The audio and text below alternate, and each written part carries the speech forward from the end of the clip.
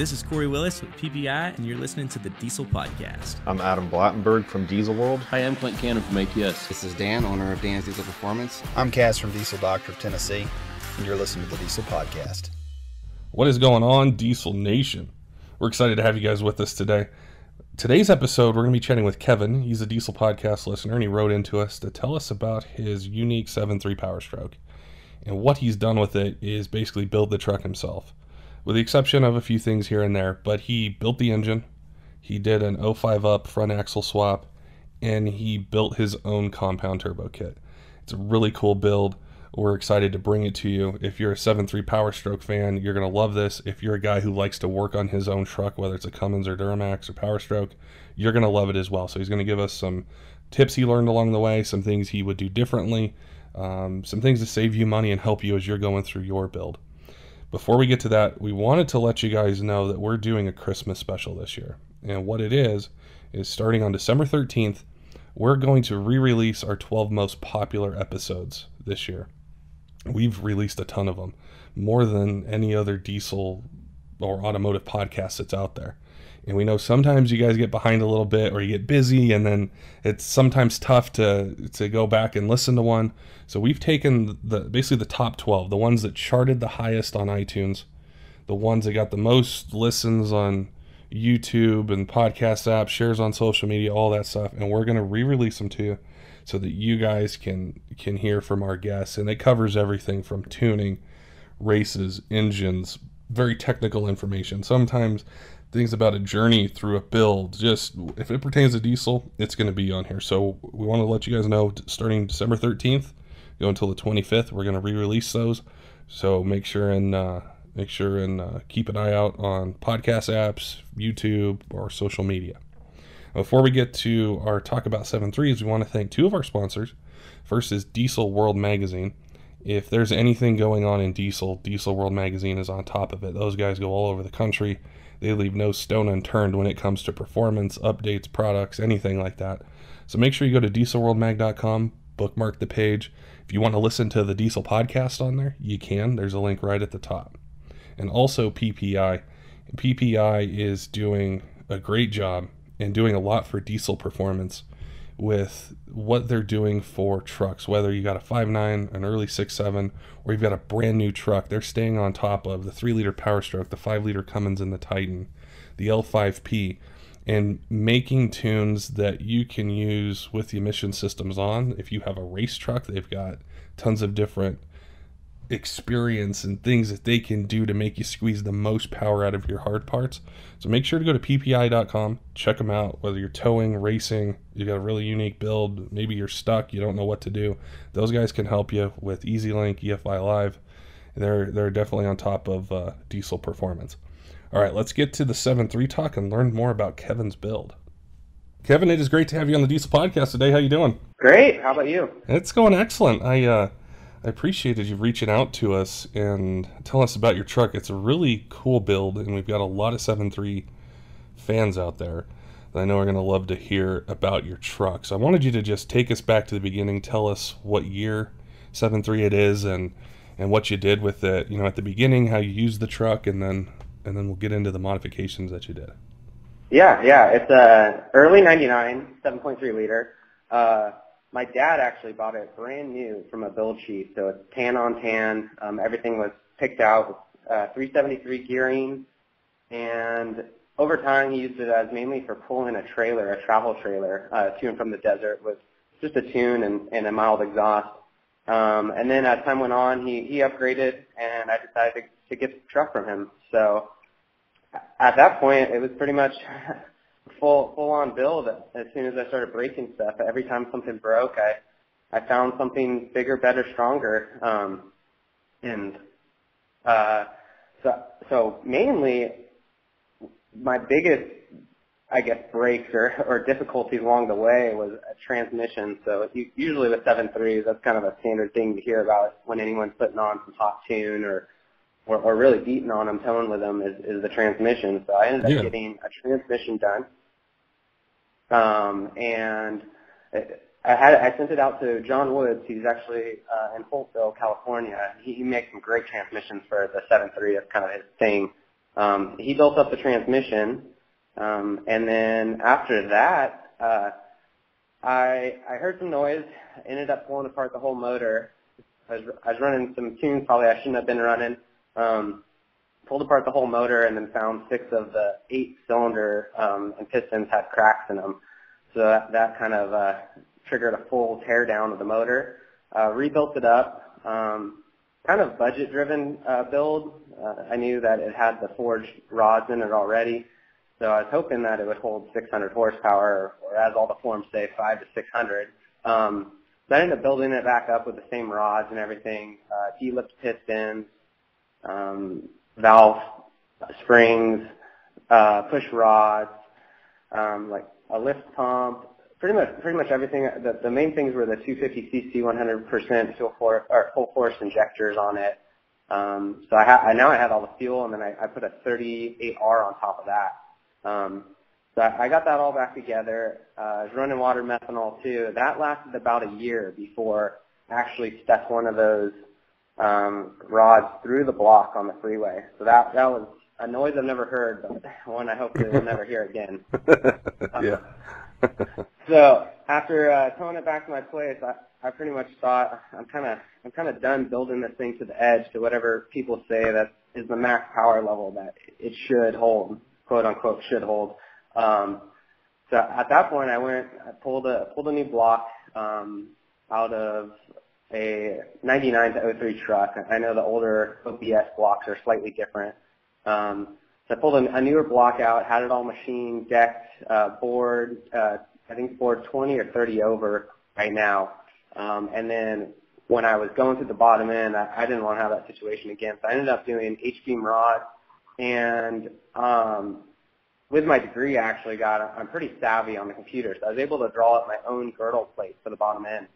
So I sent that off, had my friends cut it out of a half-inch thick plate steel, and then used pretty much 12-valve head studs to hold the whole bottom end together on that truck, ARP head studs, because they ended up being the right thread pitch and right length and everything. So that's what's holding the bottom end together. Kind of got away from the D-lipped pistons. It was a little smoky on startup, and I don't really use this truck for racing or anything like that. It's mainly just a weekend toy / hauler. I don't even drive it during the weekdays, but I kind of got away from the D-lipped pistons. I went regular pistons, but they were all ceramic coated. The valves were ceramic coated. I ended up doing a cleanup, pretty much port job on it. Those castings on those heads are a little less than desirable. Pretty much everything that you could touch on that truck, a fluid damper, high-pressure oil pump.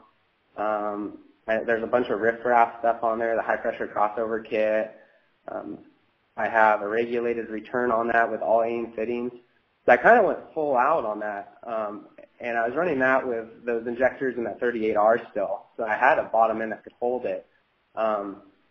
The next issue I had kind of has this thing spiraled out of control is I ended up putting a compound kit on it because it just wasn't giving me the towing I was hoping for.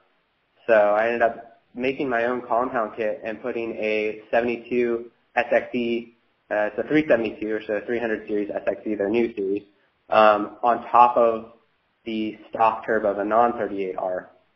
They have a liquid wheel, and then I know the SXE has a billet wheel now too. And then I did an external wastegate on that. It's actually liquid cooled, so it uses the radiator fluid to cool the wastegate.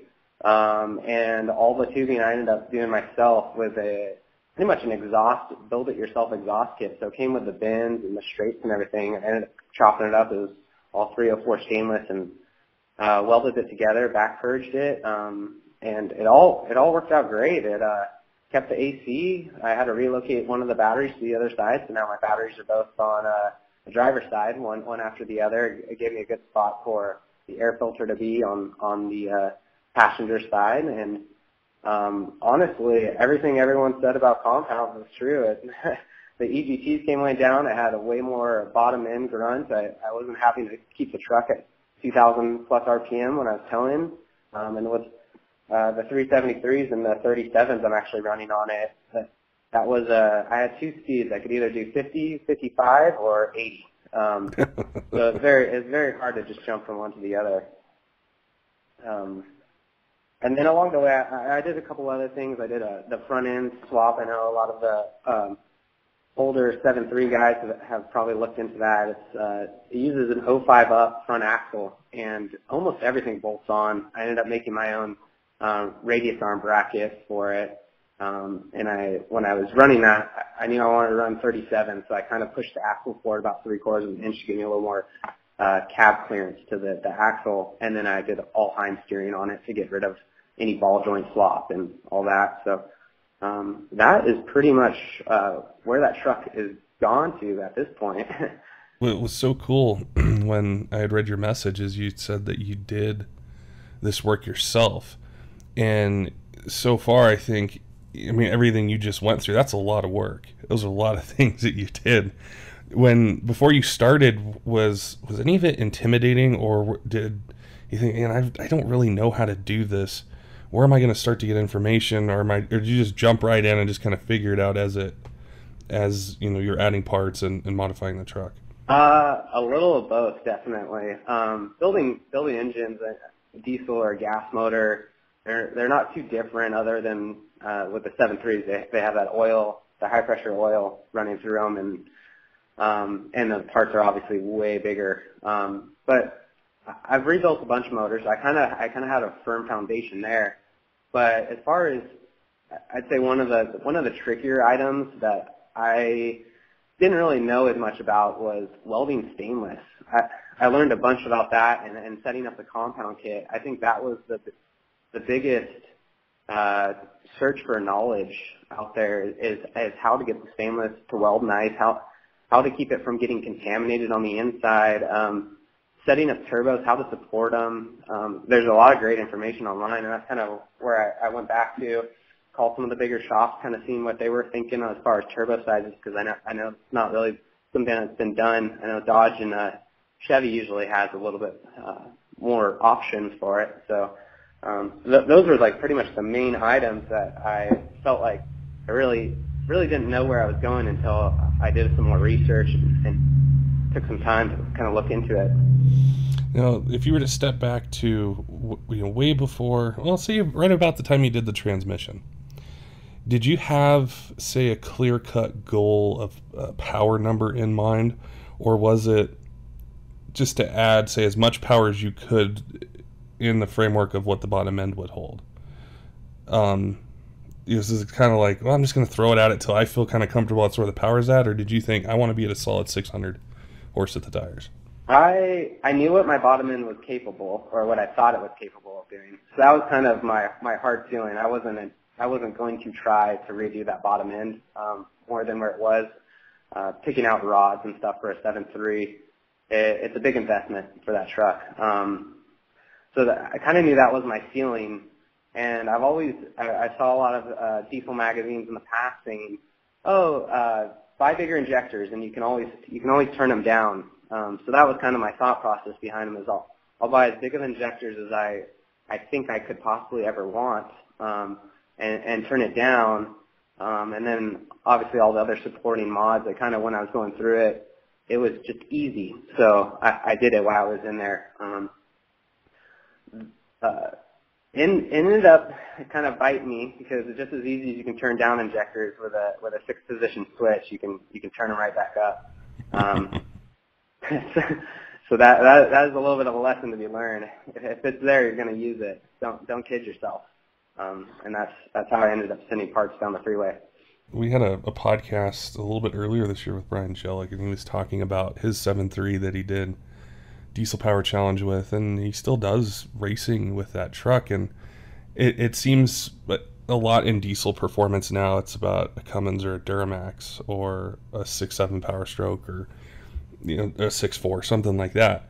But the 7.3 is, I know from the Ford fans we have, they're very passionate about 7.3s. And it's so cool to see a compound kit that you built and figured out how to weld stainless on your own. And, set up the compound kit, set up all these different things where you didn't have to rely on company A, B, or C making a kit that you could order and get delivered UPS with a set of instructions. You just jumped in and did it. And I think that's what's so cool, because the older diesels, they're not obsolete. With power's power, torque's torque, and you're able to bring that to your truck. Yeah. So over the years, our whole family's really been into diesels. My brother's had a 6.0, and my dad actually got a 6.4, an F450 for towing, and that was tuned and everything like that. And I always loved, I think a lot of 7.3 people are like this. They fall in love with them, and they don't want to let them go. So they try to find every way to bring them up to the new age, to the newer diesels. And when I rode in a 6.4, most people tell you that truck comes with compounds, and just the throttle response is just instantaneous compared to older trucks, even a 6.0. And that's something I always wanted, but I just couldn't justify, I guess, the risk of a 6.4 and the price of a 6.4. Mm-hmm. So that's really what kind of pushed me into making my own kit. There wasn't many kits out there really for the 7.3 people. I think there's one on the market, and it's pretty much 5 figures for it by the time you get it set up, or you end up losing your air conditioner or having to delete a lot of stuff. So that was really the driving factor behind it, and what made me want to do it so much. And honestly, I love building stuff. I love opening the hood and no one else having something like it. It makes you just another level of proud, and I feel like that passion in the diesel community, it definitely is there, but it really shines with the 7.3 people, because they've got something old, and they're trying to compete with these newer common rail platforms and everything, and it takes a little bit more work to do it, but it can be done. They can get definitely there, and they can drive very similarly. I would say my 7.3 drives as close to a 6.4 without being a 6.4 as you can get. Obviously not the super high in power, but it definitely would trick you into thinking it's one. I was just thinking that, I was like, if you go to like a truck show or an event or something, and you see like a 5.9 with compounds, it's like, there's 1,000 or 1,000,000 of them out there with that, or a Duramax, whatever it might be, but you don't see 7.3s with compound turbo setups on them, and it's an eye catcher, and it starts a conversation of, well, where'd you get it? Well, I built it myself. How'd you build it yourself? What'd you do? All those sorts of things, which are really cool. And I know a lot of guys have asked us over the years, where do I get a compound kit for my 7.3? I hear, like compounds, they give you the best of everything. You get drivability, towing, you want to make power with them. And I wanted to ask you a little bit more about that compound kit. As far as the power, so you got the stock charger, and it was S372 SXE, right? Yep, correct. As far as the RPM band, is it strong throughout, or is there any part of it that you find either towing or daily driving where it could use a little bit more, or is it just, it's dialed in, ready to go? There's nothing you would change about the turbo setups on it? Honestly, I love it. Coming from the 38R, that's probably the most common drop-in turbo that a 7.3 owner would go to. And with that turbo, it had a bigger housing, so you could kind of keep the exhaust back pressure down. But I just felt like it was missing way down low, around the 1,400 RPM to maybe 1,700 RPM. I felt like that turbo really struggled. It made power up high, but it didn't make power way up high. It would always run out of air. So with the compound kit, running the stock size, I believe it's a 60 millimeter charger, I gained all that power back down low that I was missing. I'd say right around 1,400, 1,500 RPM, it starts to come in. A bunch more torque. Drivetrain doesn't really love it, but it's there. It comes in low. And then as you start climbing through, the big turbo comes on, and out of your rear view mirror, I used to be able to black out the freeway, and now it's clean. So it just, you can kind of, you feel it, you can see it, it's cleaning up everything, it's burning the fuel you've got. Honestly, I think it's everything everyone has ever told about a compound kit as far as how awesome it is, keeping the EGTs low, really smooth crossover. The way I have it set up right now is I'm actually running a liquid-cooled 38 millimeter external wastegate on it. So I'm running the stock, I think it's a .84 AR housing, and I'm running the divider all the way to the wastegate to keep it a true dual scroll as those trucks have from the factory, so each bank is separated. With that 38 millimeter wastegate, I'm then dumping right into before the big charger at the 1.0 AR housing, and then that doesn't actually have a wastegate, so that will just spool up as high as I put the fuel into it. And right now I have that wastegate opening at about 25 PSI differential on the small charger. So it's really just holding that small charger to make a pretty much a 25 PSI boost, and then as soon as it gets there, it just holds the charger at that point, and then it starts letting the air bypass around it, so I'm not driving my drive pressures way up. So it actually is this very smooth, linear power band where the small charger is there, it comes on quick, it builds the boost similar to what a soft truck would do as far as PSI, and then as soon as you cross over where that charger would have struggled or you would have made too much back pressure, the big one comes right on. And then I actually am running a gauge that shows two pressures on the same gauge. It's a really trick pod pretty much that has two needles on it, so I can see the differential pressure. And that's something that's really trippy. A lot of people just put on compound kits and know, hey, they went from 30 PSI to 60 PSI. They don't know exactly how they're stacking it as far as power. I know some people, when they really get into it, they'll kind of gauge each item individually, but it's very cool seeing how that small turbo pulls most of the boost down low, and then as you start climbing up into the higher RPMs, you can start seeing that the small turbos just ran out of steam and the big one starts carrying it around. That's pretty much the whole gist of it, and I think that's kind of the coolest point of it.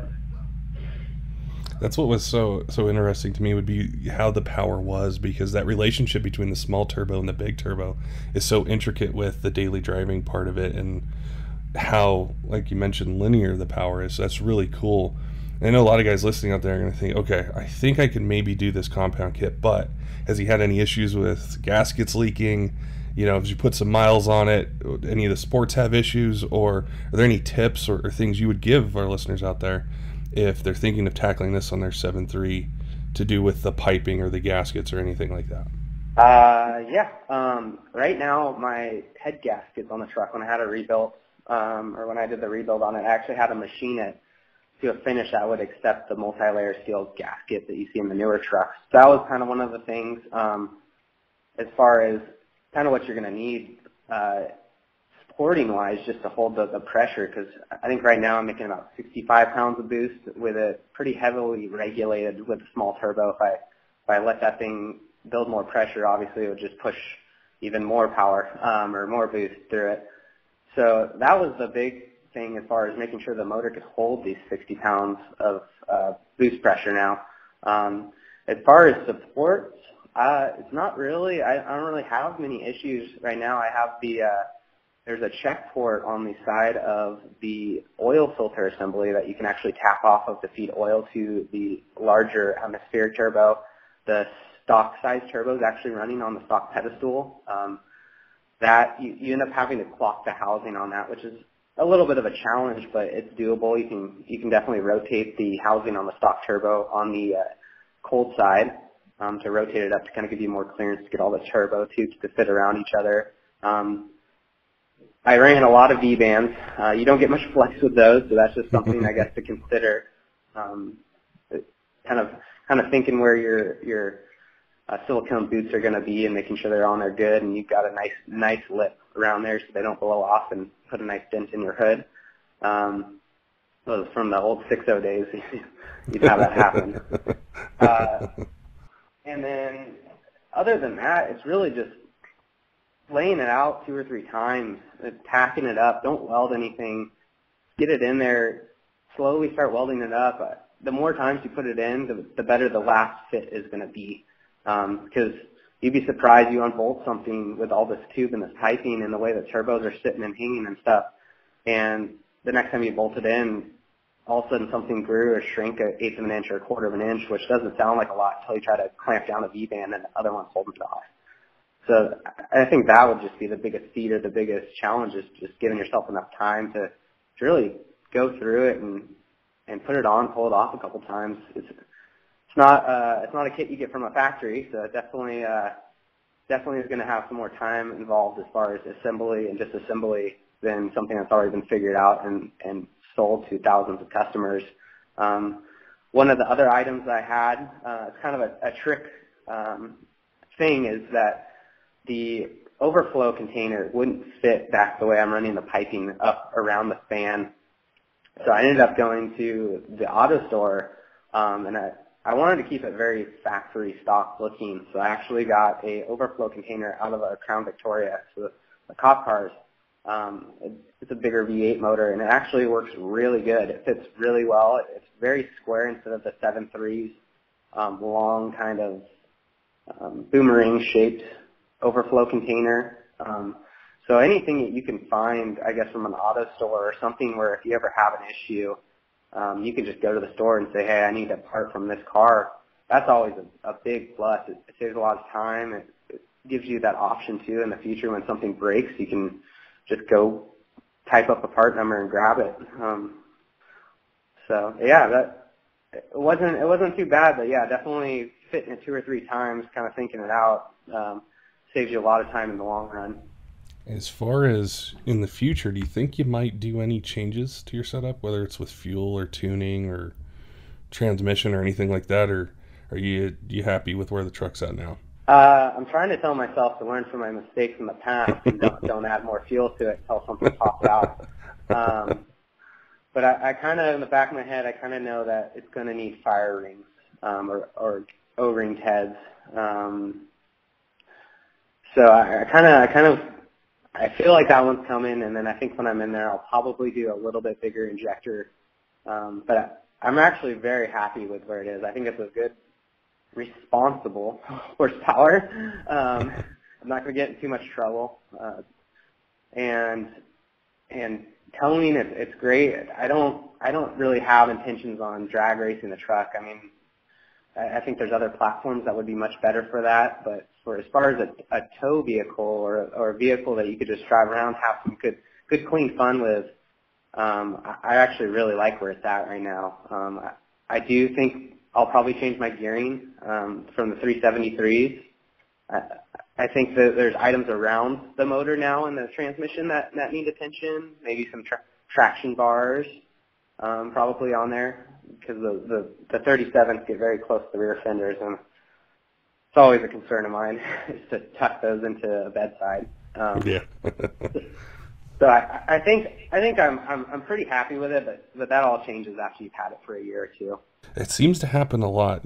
Like just doing modifications and stuff is happy with it for, like, I don't know, some guys as quick as like 3 months or a month or so, and then they're like, I want more. Or, like a year and a half, and it's like, I think I could handle a little bit more. I think I want a little bit more. And the platform or the foundation that you have is I think set up for that. And what you've done so far, that I think it's a really unique build, something really grabbed our attention. And like I said, there's so many questions that have come in over the last almost 3 years about, hey, I want to put compounds on my 7.3, or I want to do this with my 7.3. Can you do a podcast about this on 7.3s? That your truck hits a lot of those topics. And I know one of the things that people listening are going to want to see is, where can I see pictures of this truck? What's your Instagram page, or how can they find you on social media to check out the engine, the suspension, all the different things you've done to your vehicle? Yeah. So I actually have an Instagram. So probably the easiest way to find me is through a hashtag. There's a hashtag. It's called compound, the number 7, and then the word 3. So compound 7.3. I think there's only one other fellow that's using that, and he has an OBS. So mine's the newer style. And yeah, that'll take you almost pretty much straight to my Instagram account. You can go through. You can see the life of that truck, kind of from the start to the finish, where it's been, and some old pictures. And there's definitely it's got a lot of pictures of the compound kit. I was trying to take a bunch of pictures when I was putting it together. So if someone did want to kind of see how the piping was ran, or what really fits, they can kind of get a good idea and what parts were used and everything. So So hopefully someone else can enjoy the excitement and the fun of an old truck with new technology on it. Oh, for sure. Yeah, it's so hard to on a podcast to describe like how the piping sits or what the clearances were, but then with social media is they can just click over and see, and so that'll be really cool. And I appreciate you reaching out and telling us about the truck and letting us learn and hear about it, because it is cool. It is unique. It is, I think, what most diesel truck owners, regardless of brand, want, and that's something that's fun to tow with in daily drive if you want to, and be able to keep those EGTs in check, but then also have upgrades that if you want to add more fuel, you can. If you want to change the tuning, you can. You have a transmission that can handle it. You have these things in place where it's not like, if I do this, I don't know, I might break this part or that part, and it kind of holds us back. So you're able to combine all those things into a really cool build. Yep. And kind of a key takeaway was the farther you're into the motor, depth-wise, my feeling is the more money you should really put into it, because you only want to be in there once. If you're going all the way down to rods, do it once, because it's more expensive to do it once and then do it again the right way. That was kind of my mistake, but you live and you learn. Well, awesome. Well, we appreciate you chatting with us today. Tell us about the truck, and I'll make sure that we put a link or hashtag in the description, so anyone listening that want to click over and check out the build, they can.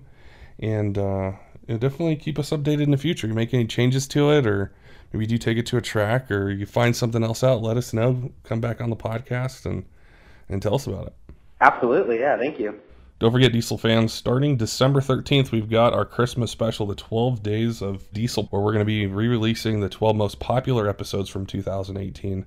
And all the information's still current. So it's about Cummins, Duramax, Powerstrokes, hard parts, tuning, everything in between.